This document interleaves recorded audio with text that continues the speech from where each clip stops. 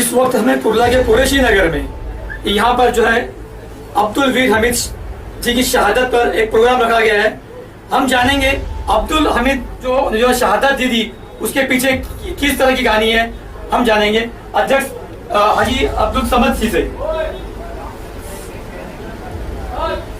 मैं अब्दुल समद इदरीसी बॉम्बे से बात कर रहा हूँ और आज के दिन वीर अब्दुल हमीद शहादत दिवस मनाया जाता है 10 तारीख का पूरे ऑल इंडिया लेवल पे। ये हमारे लिए बड़ी गर्व की बात है और इससे हमारे नौजवानों को प्रेरणा मिलती है कि हमें देश के लिए किस तरह से कुर्बानी पेश करना चाहिए जिससे हम एक यादगार बन जाए।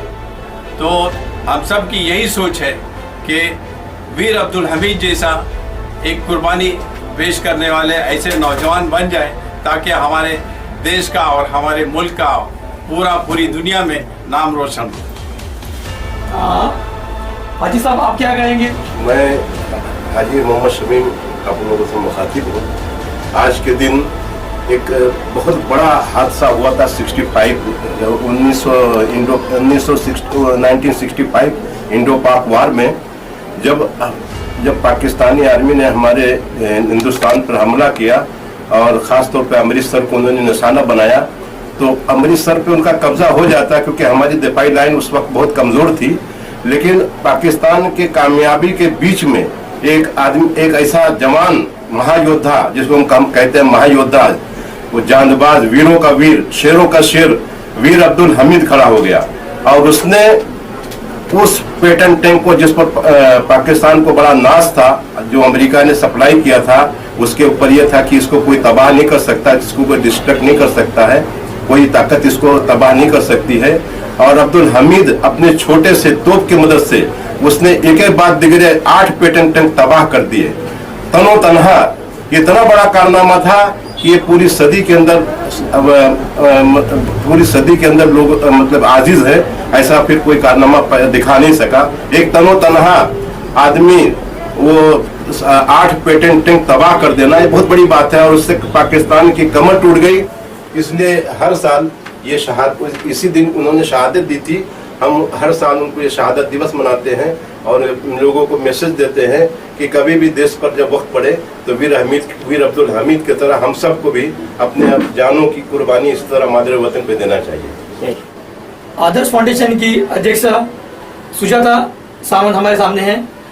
मैडम, शहादत दिन का आप क्या मैसेज देंगे लोगों को? आज के युवाओं के लिए सबसे प्रेरणादायी दिन होगा क्योंकि बहुत ही कम उम्र में, कम से कम एक 32 साल की उम्र में एक नौजवान ने अपने देश के लिए देश की सेवा में खुद को अर्पित किया था। इस शहादत दिवस पे वीर अब्दुल हमीद जी को हम विनम्र अभिवादन करते हैं और ये कहानियाँ जब तक ऐसे प्रोग्राम नहीं होंगे तब तक बाकी के युवकों को ये सारी कहानी पता ही नहीं चलेगी। ये इतिहास है, जब तक इतिहास नहीं दोहराएंगे तो शायद फिर देश गुलामी की ओर बढ़ना शुरू होगा। तो आज के दिन यही कहना चाहेंगे कि ये बहुत ही अच्छा आपने प्रोग्राम रखा है। मैं रिज़ा फाउंडेशन और इदरीसी समाज के सारे बंधुओं को धन्यवाद देना चाहूँगी कि आपने फिर से एक बार इतिहास को उजागर किया है, फिर से हमने हिस्ट्री को दोहराना शुरू किया है। ये होना कि आज के दिन की एक बहुत ज़्यादा बड़ी ज़रूरत है।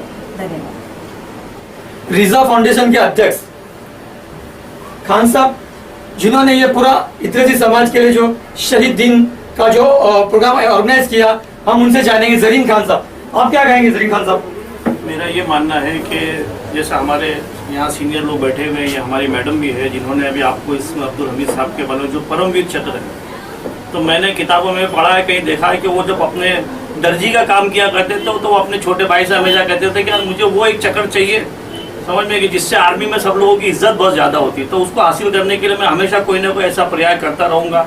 और उनको एक मौका मिल गया 1965 के अंदर, जब अमृतसर के अंदर, असल उत्तर के अंदर जब पाकिस्तान ने हमला किया और उसके बाद में जब हमारी फौज के पैर उखड़ रहे थे तो उन्होंने एक मर्द मुजाहिद की तरह खड़े होकर, एक जवान, एक कमांडर जो होता है, जो देशभक्ति और देश के लिए बलिदान देना अगर कोई सीख सकता है, क्योंकि मुझे अच्छी तरह से याद है कि मैंने पढ़ा है किताबों के अंदर के उनके ये घर में अकेले थे या इनके घर में लोगों का खाने का मामला नहीं था, इतने अखराजात नहीं थे, तो इनके घर वाले और माँ के बड़े लाडले थे, तो माँ इनको आर्मी में नहीं भेजती थी, तो इस तरह से इनको टाल मटोल किया जाता था। बाद में इस तरह से हुआ गया है कि इनकी शादी हो गई, उनके 2 बच्चे हो गए। जब इन्होंने ये बात अपनी बीवी के सामने कही तो बीवी ने उन्हें कहा कि ठीक है, मैं आपको देने के लिए कहती हूँ, जाने के लिए कहती हूँ। और वो इस तरह से आर्मी के अंदर आ गए और फिर उन्होंने इस बटालियन को ज्वाइन किया। और जैसे ही उनको मौका मिला, ये 1962 में भी थे, 1962 के अंदर भी इनको गोली लगी हुई थी और इस टाइम से ये रेड क्रॉस करके जो एजेंसी आती थी उनके हाथ लगे थे, तो ये फिर आ गए थे। फिर घर वालों ने कहा था कि आप मत जाना बटालियन में, इन लोगों ने बटालियन का अल्फाज दिया गया, तो बटालियन में फिर मत जाना। लेकिन फिर भी इनके अंदर एक हिम्मत थी, एक जज्बा था, एक हौसला था। इनका ऐसा कहना था कि हम वहाँ से मार खा के आए हैं तो हम अब इसका बदला लेंगे। और जिस तरह से उनके अंदर जो कुर्बानी का मामला था और जो वो चाह रहे थे, तो उनको एक मौका मिला और उन्होंने अपनी जानों को परवाह न करते हुए, अपनी फैमिली और अपने बच्चों की परवाह न करते हुए अपनी जान को इस देश के लिए कुर्बान किया है। मैं उनको सैल्यूट करता हूँ और हमारे जितने भी यहाँ मौजूद है मैं उनसे भी गुजारिश करूँगा कि वो उनके लिए भी एक अभिनंदन का मामला रखे। मैं इस बारे में इससे ज़्यादा और क्या कह सकता हूँ, क्योंकि हमारे लिए गर्व की बात है, फ़ख्र की बात है। ऐसे हमारे देश के जो जवान हैं जिनका इतिहास आज आस्ते आस्ते करके खामोश कर दिया जा रहा है और लोगों तक नहीं पहुंचाया जा रहा है, तो मैं चाहता हूं कि जैसा हमारे रिज़ा फाउंडेशन के मेंबरान हैं, हमारे इमरान भाई है, हमारे अमनवादी के हमारे गुलाम भाई और हमारी आदर्श की मैडम जो है, जितने भी यहाँ लोग हैं, इन्होंने फिर से इस चीज़ को, और इदरीसी समाज का इसमें बहुत बड़ा हाथ रहा है। समझ में आ गया, इन्होंने अपने तरीके से बहुत सारे काम किए हैं। उनकी बीवी का नाम मुझे याद आता है कि रसूलन भी उनका नाम था। बाद में एक टाइम ऐसा आया कि नरेंद्र मोदी ने उनको फिर परमवीर चक्र उनके हाथ में दिया था और उनका बड़ा मान सम्मान किया था। उसके बाद उस औरत को मैं हमेशा सैल्यूट करना चाहूँगा, मेरा ये मन करता है। जितने भी यहाँ मौजूद है मैं उनसे भी गुजारिश करूँगा कि वो उनके लिए भी एक अभिनंदन का मामला रखे। मैं इस बारे में इससे ज़्यादा और क्या कह सकता हूँ, क्योंकि हमारे लिए गर्व की बात है, फ़ख्र की बात है। ऐसे हमारे देश के जो जवान हैं जिनका इतिहास आज आस्ते आस्ते करके खामोश कर दिया जा रहा है और लोगों तक नहीं पहुंचाया जा रहा है, तो मैं चाहता हूं कि जैसा हमारे रिज़ा फाउंडेशन के मेंबरान हैं, हमारे इमरान भाई है, हमारे अमनवादी के हमारे गुलाम भाई और हमारी आदर्श की मैडम जो है, जितने भी यहाँ लोग हैं, इन्होंने फिर से इस चीज़ को, और इदरीसी समाज का इसमें बहुत बड़ा हाथ रहा है। समझ में आ गया, इन्होंने अपने तरीके से बहुत सारे काम किए हैं।